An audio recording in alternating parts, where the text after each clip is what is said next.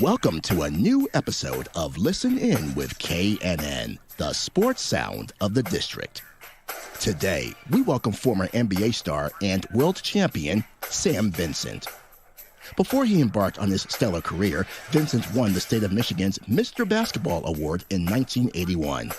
He was a standout at Lansing's Eastern High School, where he scored 61 points in one game as a senior. That broke the previous city record of 54 that was set by a guy named Irvin Magic Johnson. Vincent then played his college ball at Michigan State before he was drafted by the Boston Celtics in 1985. He won the 1986 title as a member of the Green and White that year. With several coaching stints with other basketball entities, it was in September of 2022 that Vincent was named the first head coach of the men's basketball program at Beacon College in Florida. He holds that title to this day. We now welcome Mr. Sam Vincent to this live stream of Listen In with KNN. Here's your host, Kelsey Nicole Nelson.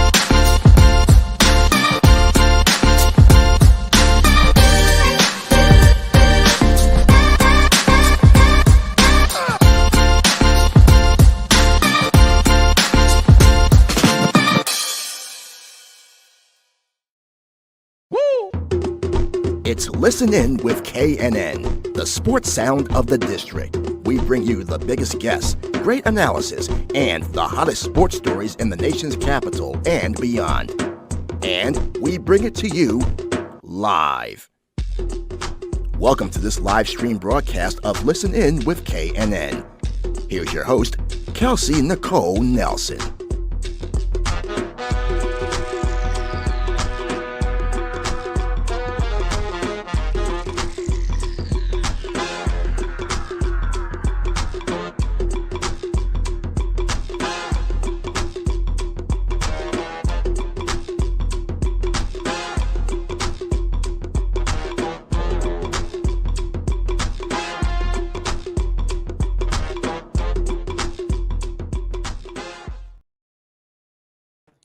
All right. Hello, everyone. Happy Tuesday and welcome to this live stream edition of Listen In with KNN. So excited to be back. Thank you all again for joining. A special thanks to everyone who was here with me last week when I welcomed special guest Wesley Two Scoops Berry to the show. And by the way, if you're one of the lucky winners on the show, he has mailed out the materials. So you guys will have those coming your way again. The signed action figures, the signed books. So excited to have him again, just reliving the American Gladiator days. But today we are switching over to basketball. We just had a monumental night in the WNBA draft. A lot of y'all will be tuning into basketball tonight, of course, with the NBA play-in tournament and, of course, the NBA playoffs kicking off April 20th. So much to dive into. So I wanted to bring in somebody who knows the game of basketball at the top level and who knows the game of basketball well. Super excited to have him on the show for the very first time. He is none other than former NBA champion Sam Vincent. He currently is the head basketball coach at Beacon College, and again, has done so much in the NBA world, from coaching here in America to coaching overseas. I mean, you touch basketball, you name something in basketball, he's probably done it. So again, super excited to have him on. So without further ado, please help me welcome Sam Vincent to the show. Sam, thanks so much for joining. How are you? Hey, Kelsey, I'm doing fine. How are you? I'm fantastic. It's so great to meet you. How's life? How's everything going? Where are you currently? It's a pleasure to meet you as well. And I have to say, your intro is fantastic. Oh, thank you. I was getting caught to the music and all the incredible sights. So I really enjoyed it. Appreciate that. We had to welcome you properly, Sam. All right. We knew Sam Vincent was coming on. So special shout out to my team for getting ready for you. But Sam, again, honored to meet you. So much happening in basketball world. First off, let me ask, did you watch the WNBA draft last night? I did, but like most people, I watched the beginning because I Okay. wanted to see all the fanfare around Caitlin. Yes. And, Yes. and more importantly, I actually watched the Final Four for women for the first time. So as long as I've been a basketball fan, What was your first Final Four? it was my first time actually Oh my gosh. watching the Final Four, and I was so impressed with the play. I mean, not only Caitlin, all the other women. Where the game has progressed to is really fantastic. This is exciting to hear because now we get to get your first thoughts then on the women's Final Four. Did you do a women's basketball bracket, Sam? Were you that vested, or did you wait till the Final Four time to buy in? No, I didn't do a bracket. I actually wanted to do a bracket on the men as well, but I was out of the country, so I didn't really know the teams as well as I liked. But I was mesmerized, just kind of catching up with all the great play, and obviously Caitlin has done so much for the women's game and continues to do a lot for the game. It's really exciting. I mean, Caitlin Clark is a phenom. I mean, like you said, watching her play, especially over these last couple of years, but of course this season, she turned it up a notch. If it's a record, she's broke it. I mean, and you see the people that she's brought into games. Every arena she's in, the fans are there. The Iowa fans are there, the haters, the lovers. I feel like she's done that for basketball, which has been great. But like you said, the Final Four, we were invested in Iowa. We were invested in South Carolina. Shout out to Don Staley and that South Carolina women's basketball team for winning the championship this year. It was incredible. UConn, Sam, got there looking. Right. It was incredible, and shout out to Leah Edwards, who's actually coming here now to the Washington Mystics in DC. What was your favorite part of watching the Final Four? We know Caitlin, of course, was phenomenal. Of course, Iowa falling short once again. But what was the most fun part for you since it was your first time? Honestly, the most fun part was just the defense that the women play. Everybody's picking up full court. When it got to Caitlin, everybody's pressuring the ball, making it really difficult. She was still able to score, but just seeing the way they're playing defense. Offensively, the women's game has grown so much. So at every level, everybody's working a little bit longer, a little bit younger, and you can really see the difference in the women's games. Their shot range, their power around the basket, their execution on offense. They're moving the ball, they're cutting hard, they're getting back in transition offense. So you can just see the progress that's been made. It's exciting. You talk about the progress. We just had we had 2.446 million people tune into the WNBA draft last night. All new records shattering. They sold out of tickets to go to the WNBA draft that we watched in New York. And of course, we know more people actually watched the women's game than the men's game this year. It peaked at 24 million. So Sam, when you hear this, especially as someone who played at a school like Michigan State, did you ever think we would get to that point, where the women's game was kind of bringing in more attention, more fanfare, more storylines than the men's game in college basketball? No, I would have never imagined the women's game was bringing in more than the men. but I think everyone is obviously fascinated by Caitlin. Right. But more importantly, I think Coach Staley draws in a lot of fascination as well. She's got an undefeated team. Yeah. She lost all of her stars last year, so she's playing with a lot of rookies, or not rookies, freshmen. Right. So to be able to see her and her mastery of how she runs that South Carolina program. They started off and they got down early. She never got off the bench. I was calling timeouts, but she never. You were like, "Come on, Don, come on." Time out, Dawn. It's time to take. She was calm. She was cool in her sweet Louis Vuitton. So nice jacket. Yeah, it was great. So she played it well, and her girls showed up. And what a special moment. Not too many coaches ever go undefeated and win a national championship. So that was pretty special. Let me ask, so if she had went undefeated, and let's just say they ended up losing that championship game, would it have been as special for Don Staley's legacy to still have that undefeated team and not notch off the season, Sam, with that championship? You know what? It would have been special because anytime you can go undefeated, even if you lose in the final game, that's still just such an incredible feat. But to go undefeated all the way through in the championship game, that's what history's made of. So nothing is more special than that. And you got to watch that South Carolina team. They're going to come back with a lot of good players and a great coach. And they're going to be good again next year. It's exciting. I think all of us are already watching the new freshmen coming into women's college basketball. Like you said, how Don Staley is going to restock up, Kim Mulkey, Gino, and UConn getting back healthy. I mean, I mean, how lucky are we as basketball fans, to watch this? I know you also have experience with women's basketball in the game. So I think it's, again, so exciting to see how the women's game grows. And again, Sam, you talking about how, you never thought it would come to this point. Let's start at your beginning. Growing up in Lansing, Michigan, I know you had a brother that played basketball, but were you always competing against guys? Were there girls also competing with you in basketball? Just curious, how your basketball story began. No, my basketball story started with my brother Jay, who also played in the NBA, but it was the influence of Jay and Irvin. Yeah. So in those days we called him Irvin. Now he's just known as Magic. so I had a chance to watch those two play from elementary school through junior high school, all the way to high school. And in 1977, a long time ago, when they were playing high school basketball games in front of 10,000 fans, and the high school wouldn't hold it, we had to play out at Jennison Fieldhouse where Michigan State played. And the games were combative. Magic was 6'8", my brother was 6'8". They both scored 40 points. So that was really kind of the energy and the motivation that got me going.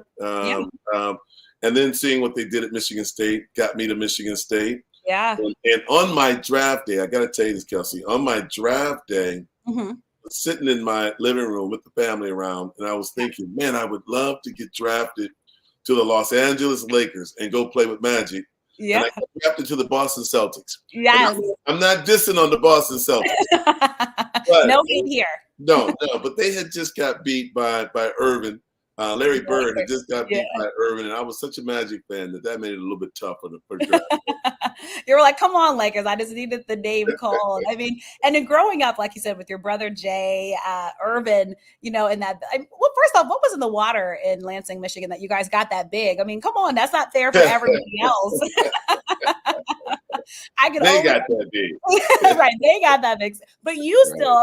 Let me ask you though, did you ever feel like a pressure? Again, you're growing up around somebody who got another phenom like Irvin, and then your brother who kind of led the way. Did you feel an added pressure for you to try to succeed and kind of live up to those expectations? I never really felt the pressure. I was always just amazed by those two guys' accomplishments. They went on to Michigan State in 1979. They won the NCAA championship. That was Magic and Jay's sophomore year. Magic left, went to the Lakers. Jay stayed.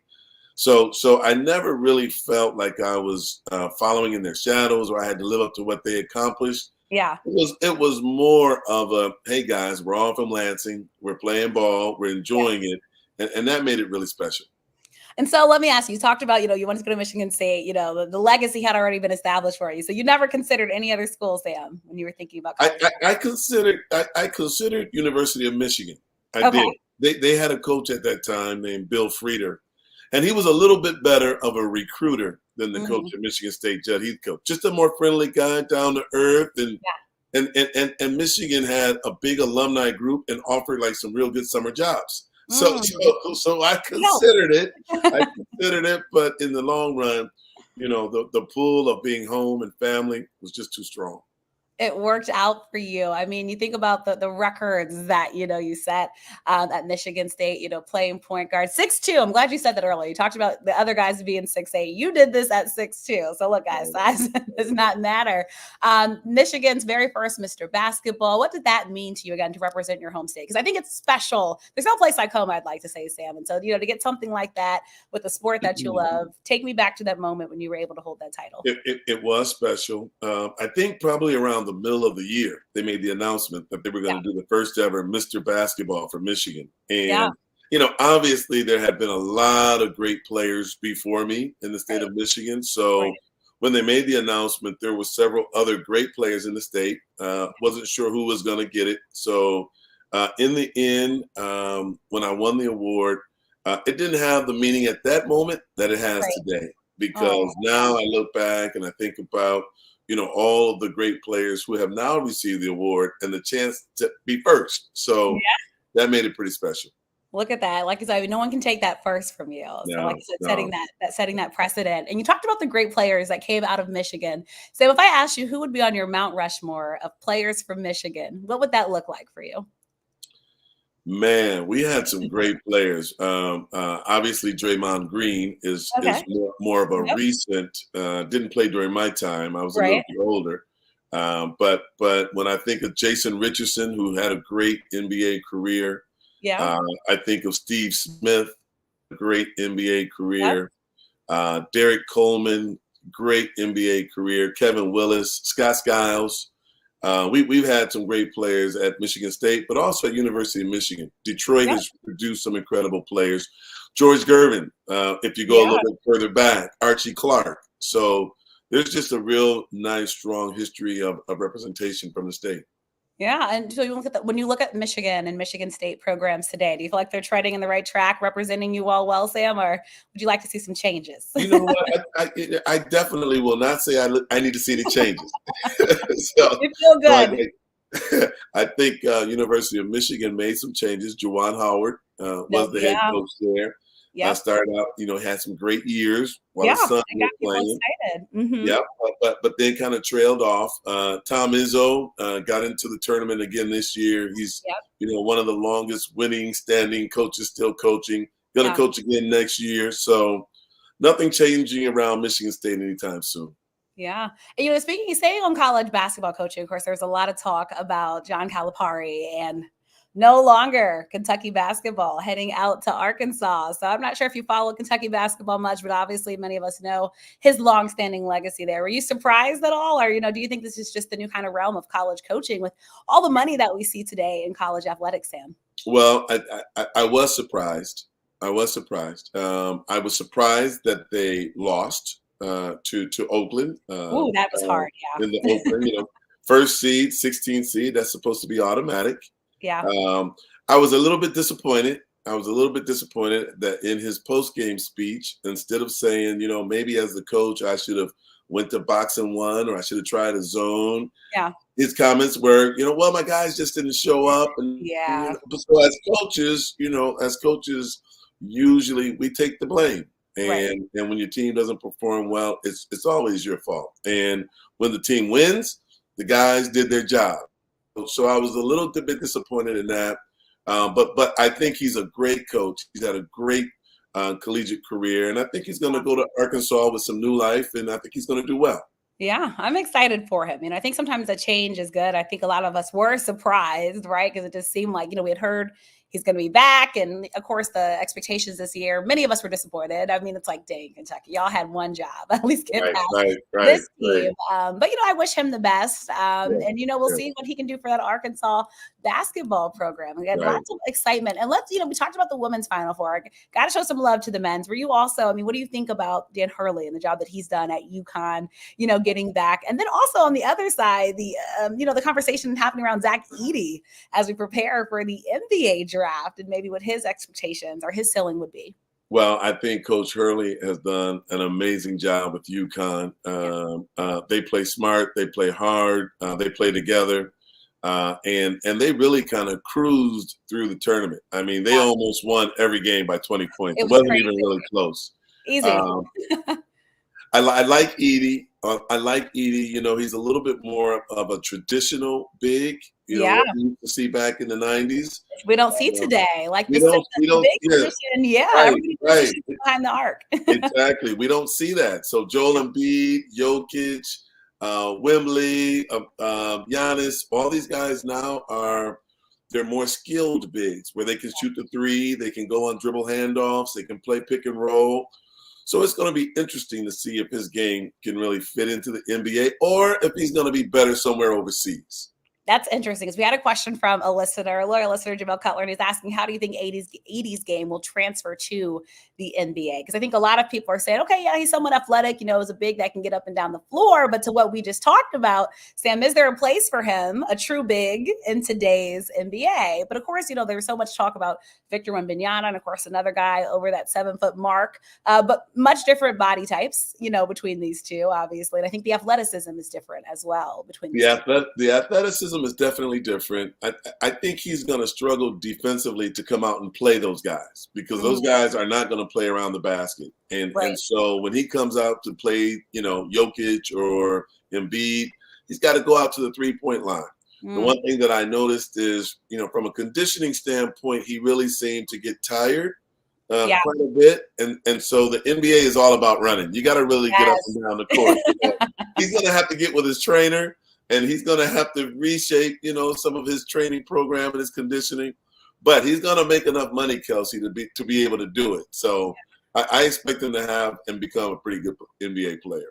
Okay, but do you think he would benefit from going overseas first, Sam, and then maybe transitioning his game to the NBA? Or do you think the NBA, especially, of course, with the G League, would be the right place for him to kind of build up his game, to be able, like you're saying, to be conditioned, and again, to potentially, hopefully build that outside shot to make him a big that can play in today's game? I don't know if he's ever going to be a three-point shooter. He just doesn't have the mechanics for that. He's got a great jump hook. He's got great low post moves.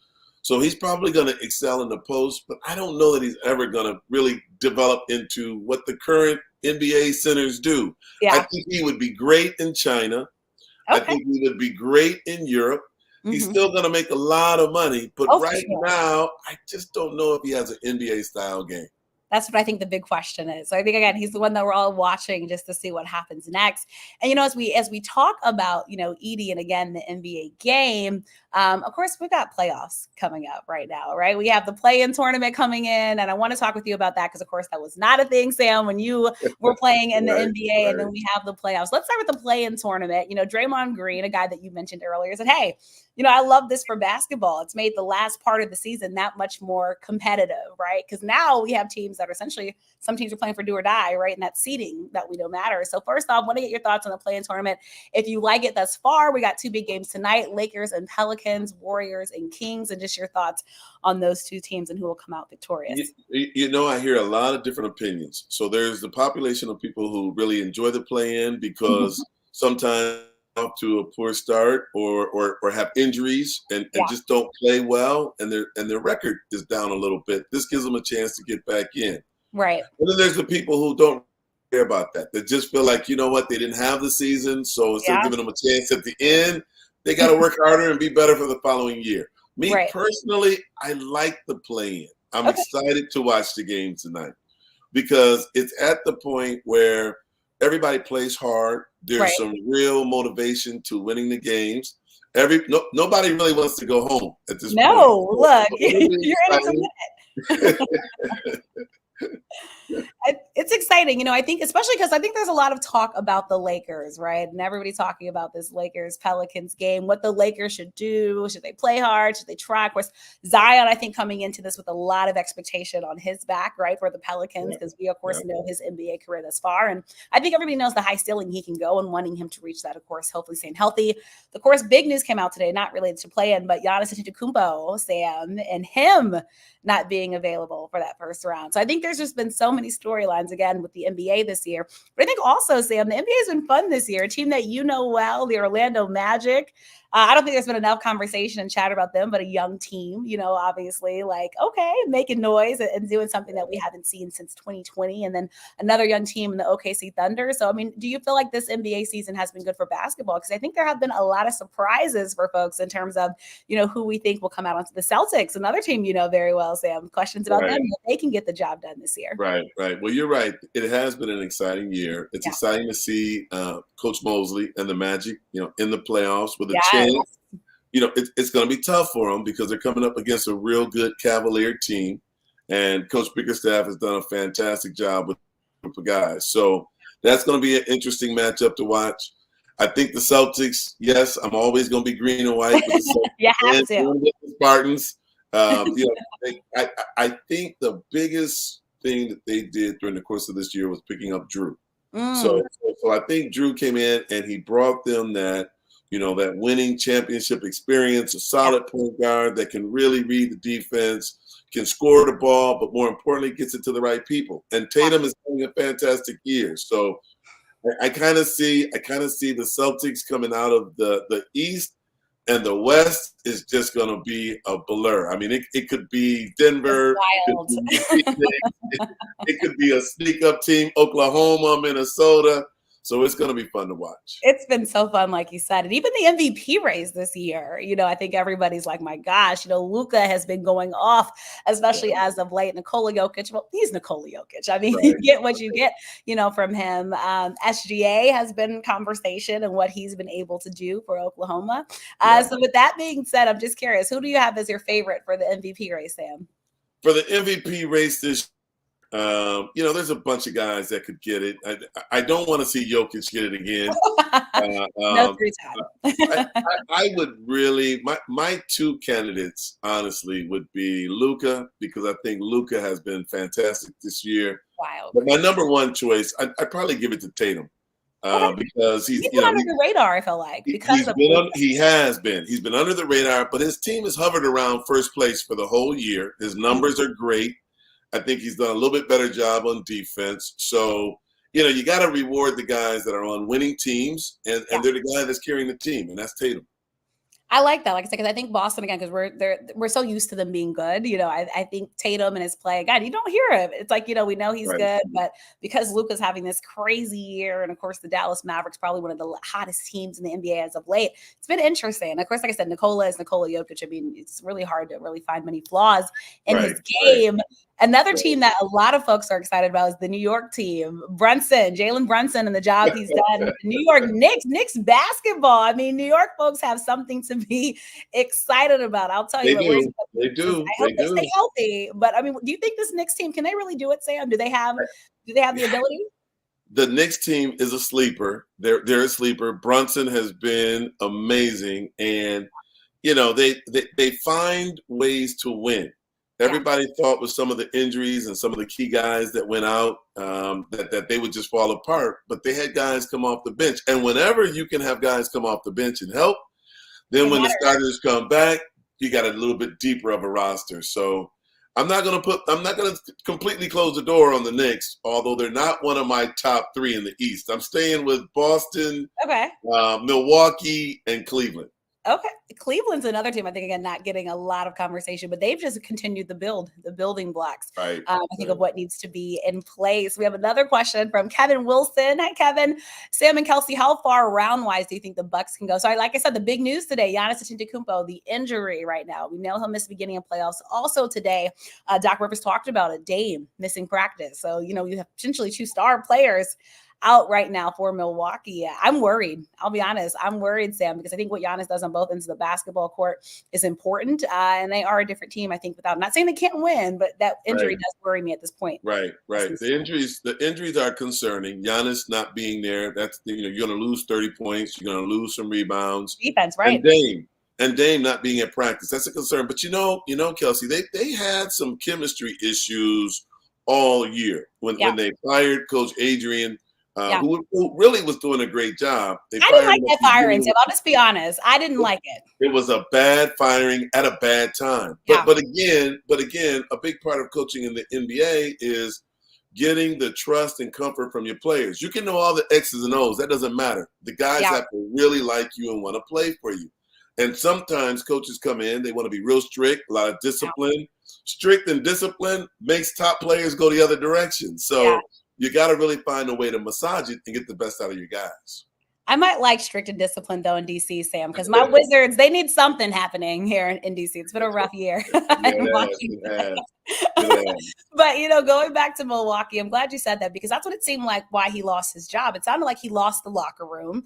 And then, you've been an NBA coach. Losing a star player, of course, does seem like it hurts you. And, and I hate it for him, because I felt like it hurts his coaching career. But again, he was doing a solid job. In Milwaukee. He was doing a great job, Kelsey. Not even solid. I'll give him he was doing a great job. And that's why it was so surprising. It was like, wait, what happened when it happened? Right. And you think when you go to the superstars, those are the easier jobs, but sometimes those are the more difficult jobs. Yeah. And out of all the players, you got to keep the superstar happy.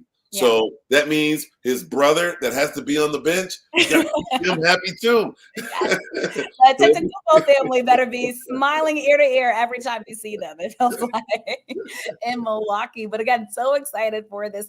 The Warriors, I do want to touch on it. You touched on Draymond Green. He has had a lot of, let's say, chatter about him, the ejections and some people feeling like, he hasn't really been able to be there for his team like they should. A lot of people talking about, is this the last hurrah, the last run for the Warriors, as we know, with Steph, and Clay and Draymond, and, as they enter kind of this new era, where again, Warriors, I think, have to figure it out. So of course they will be going against the Kings. Do you like the Warriors' chances? Because again, Steph is somebody you can never count out. The Warriors seem to have always be that team that, you're just always like, I don't know. But do you think this was the year though, that they really just got a reality check? You know what? It's going to be tough. It's going to be tough. They've been incredibly successful. And Clay, at one point during the year, they were talking about trading him. And then all of a sudden that changed and he played a little bit better. Yeah. You can't really count the Warriors out because unlike most teams, they know how to win. Right. And so when it comes crunch time and a little bit of tension, those guys are cool and calm throughout 4 quarters. So I could see them winning in the play-in, getting into the playoffs. How far they can go just kind of depends on a little bit of luck. Only time will tell. And, talking about a big guy, I want to go quickly back to Zach Edey, because one more thing people were saying about Zach Edey, Sam, during the tournament was, look, he's a foul machine, or when you try to defend him, you can only foul him because he's so big. And so I just wanted to hear from you as a player and as a coach. Would you refute that? Do you think there was creed behind what people were saying about, Zach Edey just, being able to foul and get to the basket? I think they were saying throwing his elbow and the way that he was able to get those shots in the paint. Or do you think people are just crying too much just because they couldn't find a way to properly defend him during the tournament? I think they were just crying too much because they couldn't find a way to defend him. He's just too big. He's just too big. I mean, the kid is 7'4". He's about 340 pounds. He just comes in there and lays on you. So it's really, really difficult. And then when you touch him, of course, the referees are going to call fouls. So I think a lot of the teams and the coaches got a little bit frustrated with that. Those are not things he's going to be able to do in the NBA. Much faster game, much more skilled guys. He's probably going to have to lose 30 pounds. So he's going to have to put his track shoes on over the summer and really get his weight down.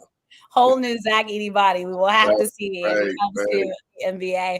All right, talking about the NBA, let's go to your career. So Boston Celtics, you got to the Celtics, had a good time, Sam. I know you went to go to the Lakers, but it was a good time for the green and white. You were able to win a championship, an NBA championship, something that people strive for. And this is back in 86. You get drafted, right, in 85, 20th overall. That's not a bad way to enter a new team, Sam. Not bad. But you played with some greats on that team. We're talking about future Hall of Famers that were with you on that bench. What was it like for you, though, entering? I always think, I'm always fascinated by, entering rookie year and kind of having to work your way, again, with these guys that kind of really have established themselves. And again, you entered a team that had established a winning culture at that time. Well, I kind of alluded to it in the beginning. It was a little bit tough in the beginning because in 79, I was with the Spartans cheering against Larry Bird in Indiana State. And so the palpable, kind of frustration with Larry and Indiana State was real. So when I got to Boston, it was like, hey, that's that dude from Indiana State, the Larry Bird guy. So there was a little bit of just kind of realization that had to settle in. But I really appreciated the Celtics culture. It's one of the best in the league. The history speaks for itself, all the way back to Bill Russell and Cousy and those guys, and they do it very, very first class.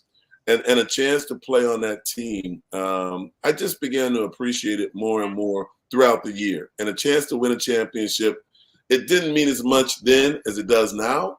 But as I look at the ring and the value and the importance of having a chance to be on a championship team continues to grow, that was a very special year, something that I'll always remember.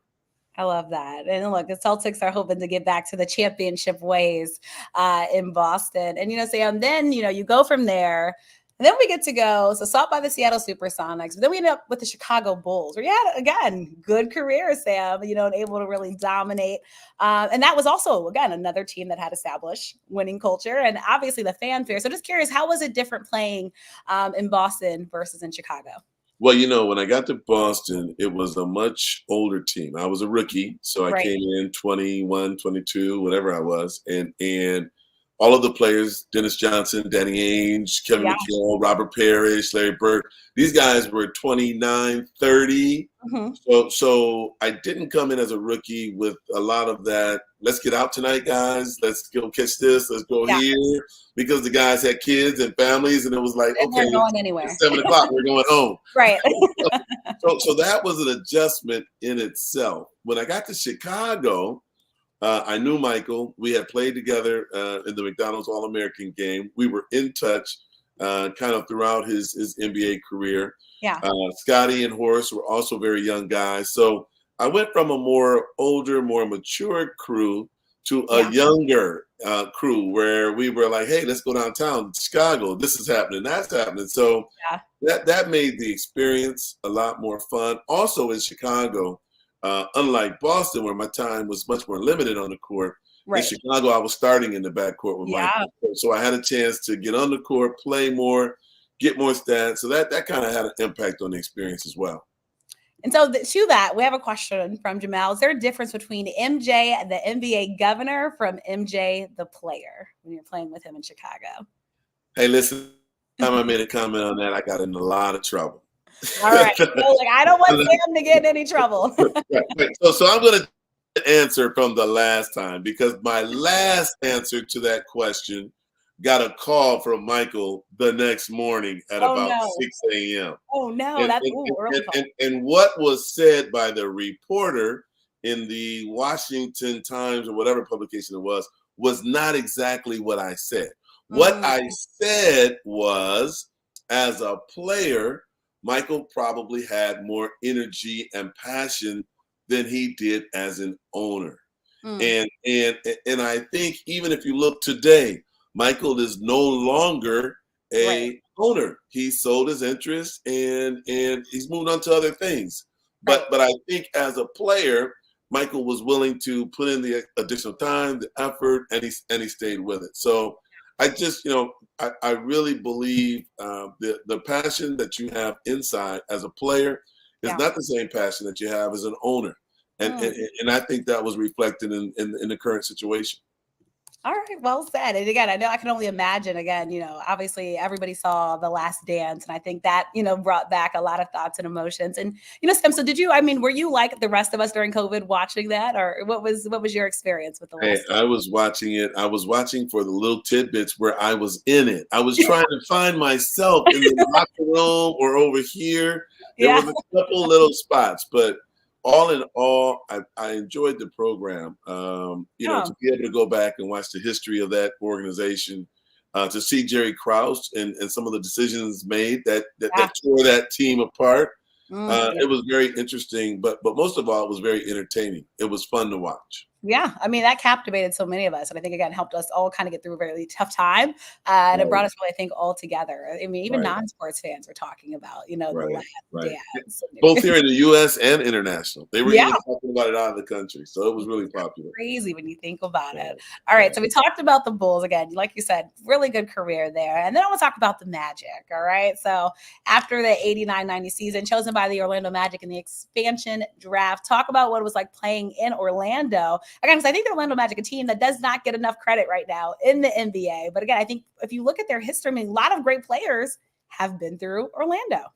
A lot of great players have come through Orlando. And a little bit of the curse has been they get drafted to Orlando, they become superstars, and then for whatever reason, they decide to, in free agency, go somewhere else. Yeah. And that's been the story of a lot of guys. I think right now the team is really hoping that Paolo will stay. That they'll be able to bring the right pieces around him that motivate him to stick around and finally get that championship ring. I mean, Orlando's a great location. Yeah. It's a fun place to play. The weather is great, wonderful arena, great fans. Because you still have a house there, right, Sam? I still have a house here. Yeah. Yep. This is still my base when I'm in the States. So I've really enjoyed the Orlando area, and I'm enjoying watching these guys get to the playoffs, and hopefully they'll go deep into the rounds. I'm excited again. I can't wait for the playoffs to kick off. Right. And, you know, obviously Sam is talking from a lot of experience because we talked about it as a player, but also Sam, you've done it. I mean, your international coaching resume is incredible. I mean, South Africa, Greece, Netherlands, Nigeria, amazing. But it started right when you were hired in '96, right?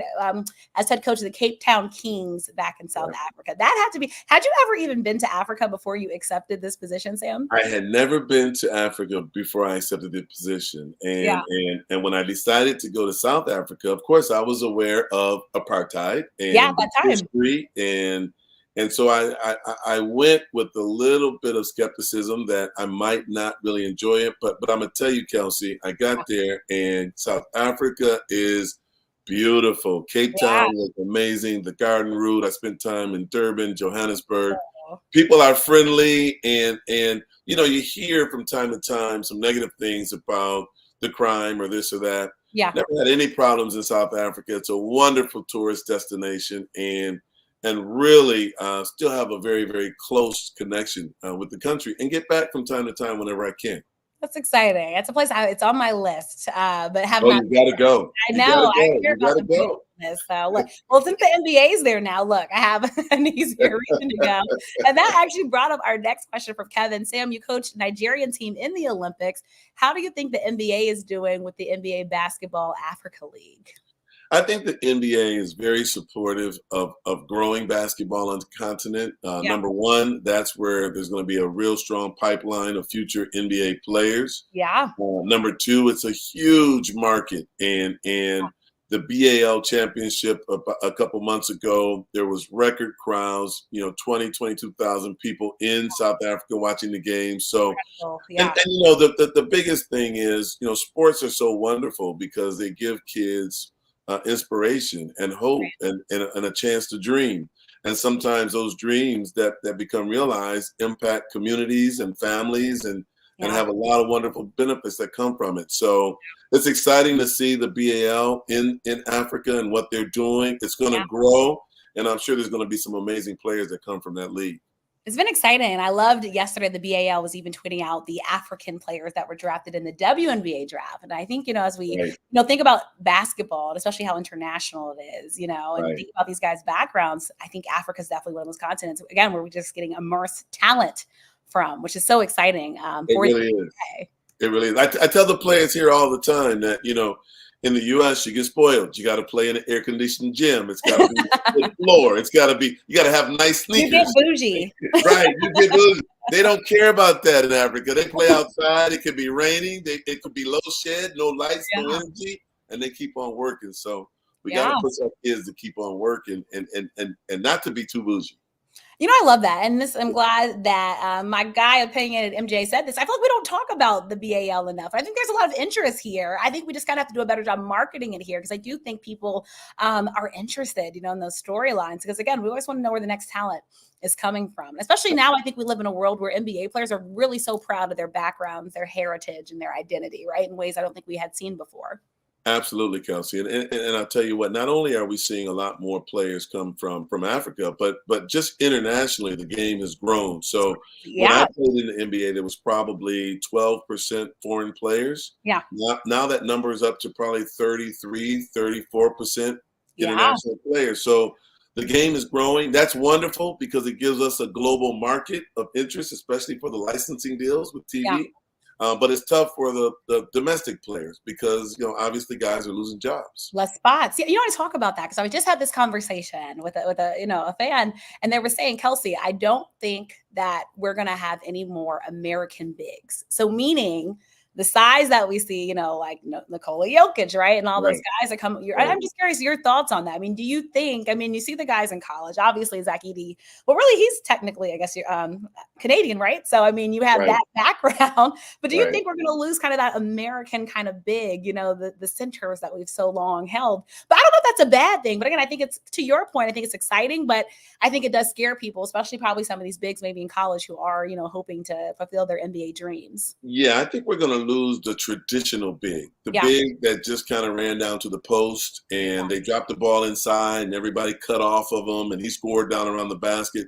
That big is going away. It's now 5 out. The bigs are like Wembley, and this kid is amazing. He's 7'4" and he dribbles like a guard, Yes. and he can get to the free throw line and take one step and dunk. It's It's really amazing watching him play. Give him 2 more years, and he's going to be really excited. It's exciting. The NBA is in good hands. I mean, like I said, Victor Wembanyama himself. I mean, it's like watching a dream, literally watching him play. It's like, this is like, if you could create a player, it'd probably be him. But we get to have that, in real time. And he's only going to get better, right? He's only going to get better. He's only going to get better. I do want to go to another question from the fans. Hi, James. Are there any South African basketball owners or any people in the United States that have invested in those teams? Okay, cool. So we're talking about, looks like potential, ownership opportunities for folks here who are interested, I guess, in the BAL or other teams like that. I think there's definitely going to be more. I know for a fact some of the guys like Amadou Gallo, Mike Scholl, some of these guys who are very involved in the ownership of the BAL. A lot of them are diplomats or strong business owners, and so I could see at some point someone from Nigeria or Angola or Kenya, Rwanda, being able to cross over from their ownership in the BAL and actually being a part of an ownership group here in the U.S. And that's the other beauty, Kelsey, of the NBA. You just got so many owners from different parts of the world. Which I think is important, right? I think that diversity story, it matters. And, in talking about that, I don't know if you saw, but Team USA, looks like we're finding out our guys are going to be representing us. Did you see this, Sam? I saw the names. Did you like the names? Are we feeling confident? Because, we're a little embarrassed after FIBA and stuff. I like the names. I like the names, Kelsey. For the first time since it was Magic and Michael and Barkley and Patrick Ewing, for the first time, really, it's gone back to like really star-studded names who are going to participate. So that's really pretty exciting. Yeah. It's going to be fun. And again, I think USA basketball has to kind of build that reputation back. But I think what was seen is that the international basketball circuit it is hard, right? I mean, you have, again, a lot of talented guys. Remember, guys can play, playing for their home countries and things like that. So all that to say, I think sometimes we forget, again, the international talent because we're so invested, right, in NBA basketball. Right. Well, and the reason why all this international talent is developing is because they're playing in the NBA. So when these guys come and they play in the NBA and then they go back and play for their foreign national teams, they're now all of a sudden these games are more competitive. So the NBA is actually like a development ground for foreign countries to become better against USA basketball. So again, exciting and taking it back here. So let's go down to your first NBA coaching job in the U.S., 2006. And it's with one of my favorite teams to watch right now. You became a coach for the Dallas Mavericks. We're talking about Summer League. I just want to talk about how that experience was able to kind of hopefully translate for you what you wanted to see in terms of your personal goals for coaching, Sam. I really enjoyed working with Coach Avery Johnson. He was a tough coach. He was a strict disciplinarian. You would have liked him, Kelsey, because that's what he was all about. Come to DC. Everybody got strict and disciplined. I want y'all. Be quiet, or I'm gonna throw this chair at you. So he was tough, but he got the best out of his guys. But when I think back to those that Dallas year, probably what sticks out in my mind most was the passion from Mark Cuban. A lot of the NBA owners, most of these guys are all wealthy, so they come to the games, they just kind of relax and chill out. But Q-Ball was one of those guys that stood up, he screamed. I love watching him during games. Right, he was just a fan. So that was a great experience. I'll never forget. At the end of the year, I was really excited about coming back to Dallas, and I got a call from Michael. Yeah, so the Charlotte Bobcats. And Michael said, I got a head coaching job for you. And I was like, but I'm thinking about going back to Dallas.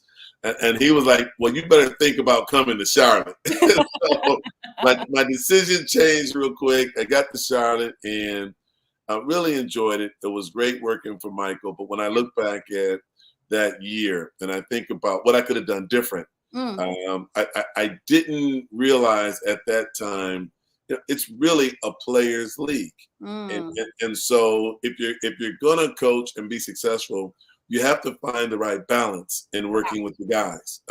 If you don't, then it's gonna be tough, and I think that was one of the things that hurt me in that year. All right. As you reflect back and, you look at Charlotte now, and I think, the Hornets again are a franchise now that I'll just say trying to gain respect, I'll say, in the NBA, right? I mean, I'll be honest, no one's talking about Charlotte. I mean, no one just is. And I'm talking to someone who actually lived in that city too. And still, again, nobody was talking about Charlotte. But all that to say, I mean, what would you like to see from Charlotte to really grow as, let's say, a basketball city and really invest hopefully in those players that are there? Well, I think it's really unfortunate, really. The biggest thing that they had going for them was Michael Jordan. Yeah. And now that he's out, I saw recently where they were looking at a real strong female candidate for the head coach position. I think that's fantastic in terms of bringing women in and coaching, but I think that's such a difficult thing to do. These guys already have egos that are extremely large, and their salaries are 4 times the salary of the coach. Yeah. So how you're going to get them to listen is tricky. So maybe she's going to have that special touch or whatever. But it's going to be tough. I'd love to see the Hornets turn things. I know it's tough. It's tough. It's hard, Kelsey. It's hard. I'd love to see the Hornets turn things around and get to the playoffs. Yeah. But when that's going to happen, it's hard to say. Right now, I don't see them having the roster that can do it. Yeah, I mean, like I said, it's tough, right? And I think they're a team that's, kind of going through that build. I remember, I think the last thing I really saw them trending for was Brandon Miller did that crazy dunk. That was just right. Which was crazy. And I do think there was some excitement, though, when they did draft him, right? I mean, of course, I know all the stuff that happened in college was surrounding him, but still just on pure basketball, I think there was a lot of excitement. And I think all in all, I think a lot of their young players have had excitement. I just think overall as a team, they haven't been able to, live up to the full expectations, right? No, right. They haven't. They haven't. And they have, you're right. They have some exciting young players. Yeah. And they have to stay on course. And most importantly, they have to find the right veteran players to bring in to balance it out. And so young players are great. They're going to grow in 4 or 5 years and be good. But when you need to win, you need a solid core group of veteran guys who are experienced, that they want to work hard, because they help develop the culture for the team. And I think that's what's missing, like you said. So hopefully Charlotte, again, I'm not counting them fully out, but I think they have some missing pieces. And hopefully, I think they're trending more in the right direction than my folks here in DC. That could be. I don't know if that's saying a lot, but I'll right. But it's a true statement. It's the truth. It's the truth. And Sam, all of this basketball, that you have, and I want to go to today. I love what you're absolutely doing. Beacon College, you're a head men and women's basketball coach at Beacon College. Which is so exciting. I did my research on the school for kids diagnosed with learning differences, which is near and dear to my heart. I grew up with an uncle who had Down syndrome. Absolutely love, Sam, what you're doing. And I think when you got this call to be the head coach, you were coaching the Middle East, right, at the time? My last 7 years, I was in Saudi, Bahrain, Dubai, and Qatar. My last 7 years. I came back in 22 and I had decided I was going to retire. And I had met the president. He had worked over in Athens at the American International School while I was playing in Greece. And so when I got back to the States, we had a conversation. He shared the mission of what he was trying to do. And more than retiring, I just bought into what he was trying to do. They really want to use sports to promote the fact that, youth with learning differences are no different than anyone else. I love that mission. They can work hard, they can compete, they can learn, they can be developed. And so a big part of our mission is to really try to get parents to get early diagnosis so that no matter what it is, dyslexia, autism, Asperger, whatever it is, dyspraxia, you got to get the diagnosis so you give your kid a chance to be successful. I love that. But this is such a different part of your story, right? Because again, this is much different than all of your other coaching, I would say. Yes. So, I mean, how are you able to really adjust to this, opportunity? Because again, this is brand new, right? When you began, it was only your second season of intercollegiate competition. So this is a new experience for you. It's a new experience for the students, right? That you're doing it for. And again, you've coached on the highest of high levels, Sam. So how are you able now to kind of adjust Sam Vincent to the specific opportunity? You know what, Kelsey? I think I was able to adjust because in most of my international positions, there's always some cultural differences. Yeah. And you have to modify and adjust yourself to fit into the culture. And so I never went in with an American attitude that I was going to make things the way it should be as an American. Yeah. I always went in to try to understand where I was. So when I was in the Middle East, really understanding Arabic and the culture a little bit more, and prayer times, there'd be times when it was practice time, but now we have to go pray. Okay, cool. Go pray and come back. Right. So a lot of the adjustments and changes that I was able to adjust to in the different countries gave me the ability now at Beacon to, number one, be patient, be very, very supportive, and always be able to really focus on taking baby steps to make progress. Yeah. And so we were able to do that. The first year we really struggled. This year we came back. We were 11-4. 11-4. I would expect nothing less from Coach Sam Vincent. Thank you.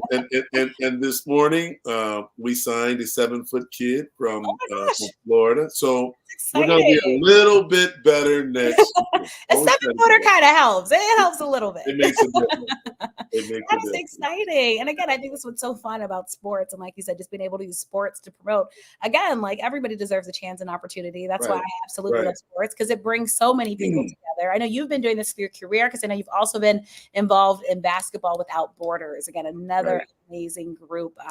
And you think about your experiences, Sam, from Lansing, Michigan. You've been all over the globe through basketball, which I think is incredible, in itself. It is, Kelsey. I've really enjoyed it.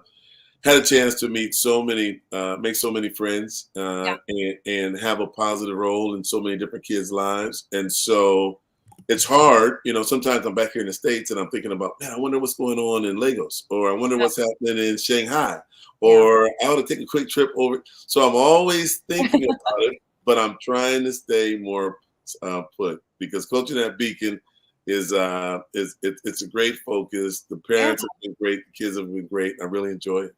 I know you do, but I'm assuming that you just get a little bit less airline miles. Now that you have to stay put a little bit.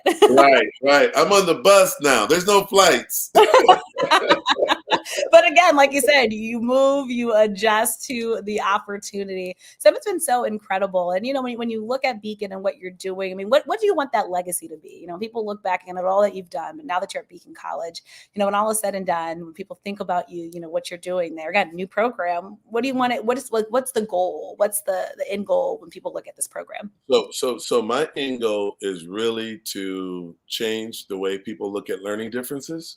So when you say you're at a school with learning differences, people automatically think it's paraplegic, it's paralyzed, but it's disabled, but it's not.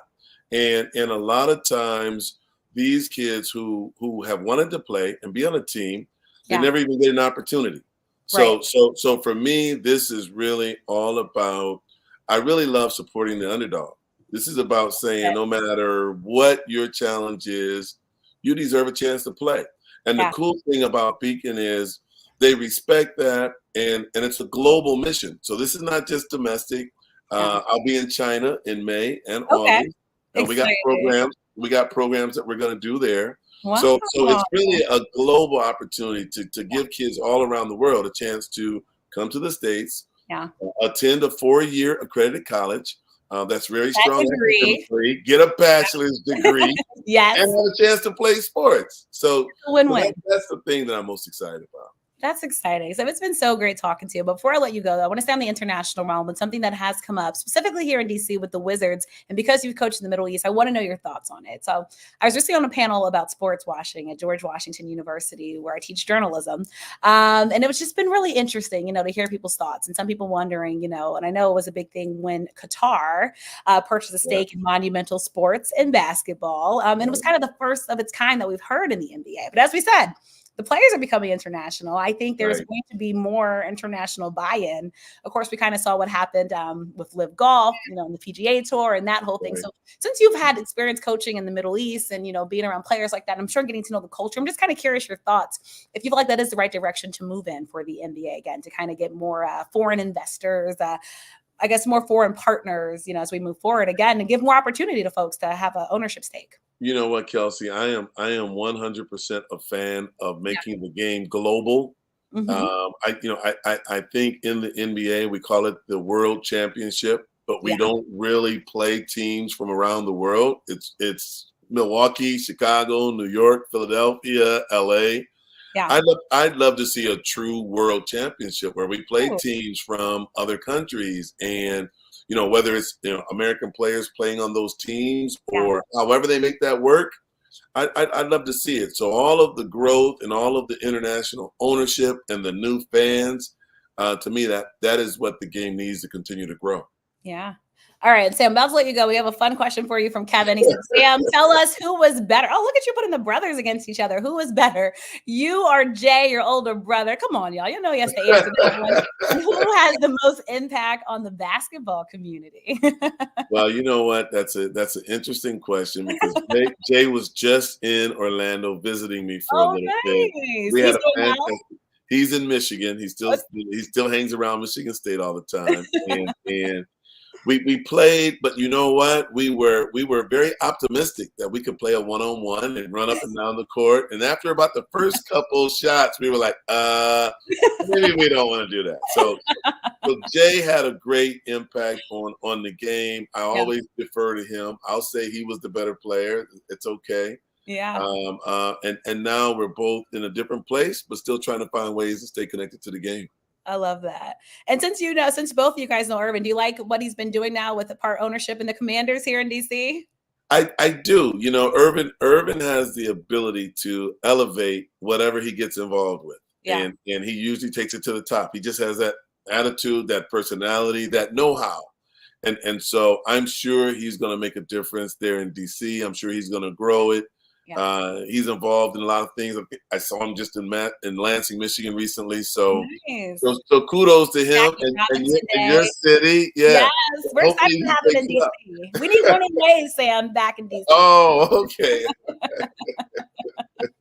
Super excited for Magic again. I think the players, like I said, everybody was excited once he had that ownership, stake in the team. Because again, you're learning from a champion who's been at the highest level. And quite frankly, too, the diversity that matters in ownership. I think it was great for a lot of people to see somebody that looks like them in a city that used to be Chocolate City in ownership stake. So it's really good. Actually, Sam, I got to give you one more now. Favorite DC memory when you came to play in DC?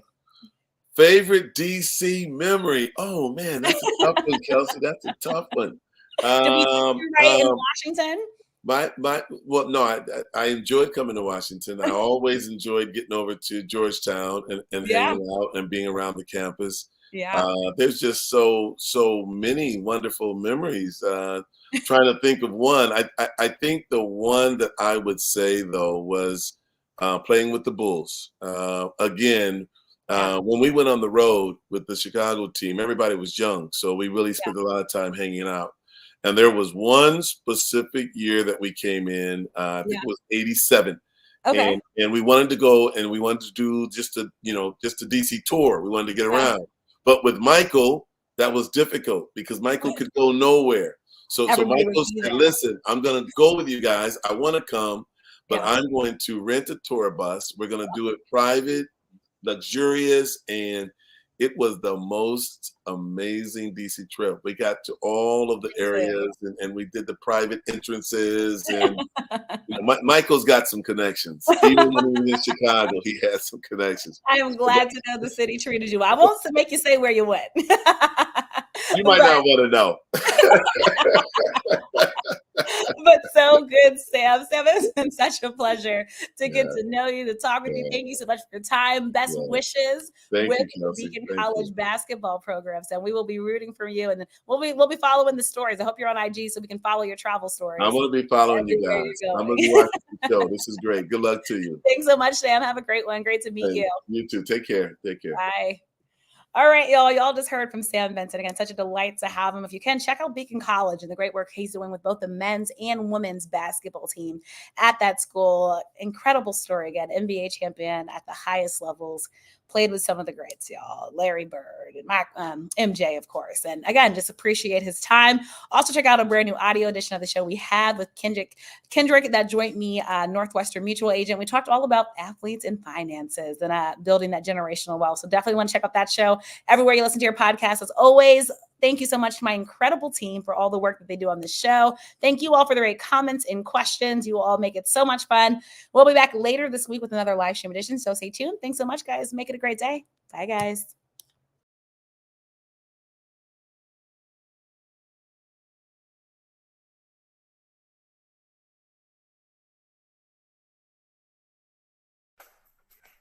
Follow Kelsey on Instagram and X, formerly known as Twitter, @TheRealKNelson. Catch episodes of Listen In with KNN on YouTube, on air at AM 1340 and 96.9 FM Fox Sports Radio in the Washington, D.C. area, on Facebook, and online at KelseyNicoleNelson.com. Thank you for watching this live stream broadcast of Listen In with KNN.